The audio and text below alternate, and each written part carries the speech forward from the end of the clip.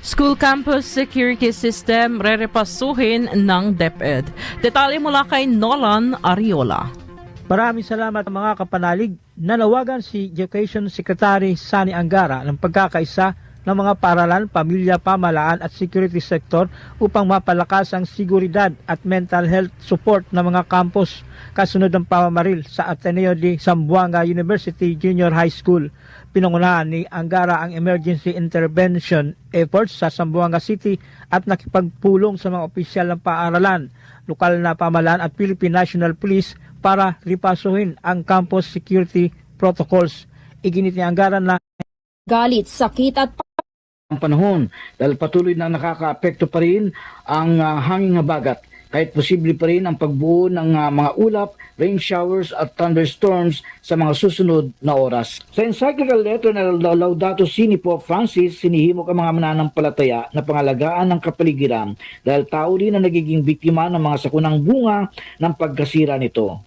Para sa Veritas 846, ang radyo ng simbahan, ako ang inyong kapanalig, Mike Manlapig, sumainyo ang katotohanan.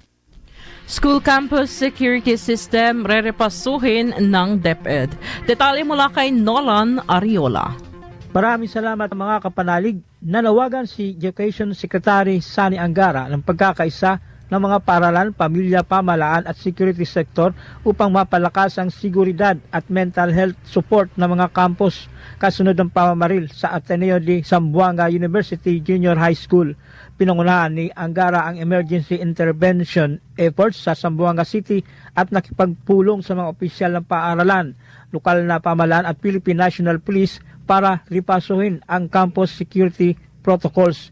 Iginit ni Angara na hindi sapat ang mga pisikal na mga security bilang simbolo ng pagkakaisa. Isinagawa ang proof of commitment sa pamagitan ng isang photo opportunity kasama sina Chairman Artes, Mayor Sandoval at iba pang opisyal. Kami nakikiramay din po sa City of Zamboanga, sa Ateneo Community at dito sa napakalungkot na nangyari. At handa rin kami tumulong sa eskwelahan, sa pamilya, bagamat private school to. Tingin po rin namin bilang isang komunidad dapat i-approach itong problema dahil problema ito ng hindi lang ng isang eskwelahan kundi palagay ko ng ating kabataan.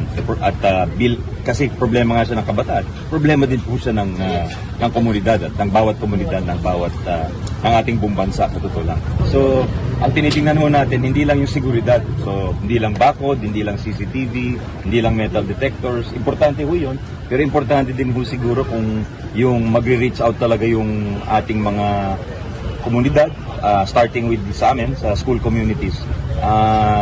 Talagang makihalubilo tayo sa ating mga estudyante. Kilalanin po natin talaga sila. Kamusta sila? Kamustahin natin sila. Kasi ang silbi talaga ng eskwela, hindi lang magturo, kundi parang pangalawang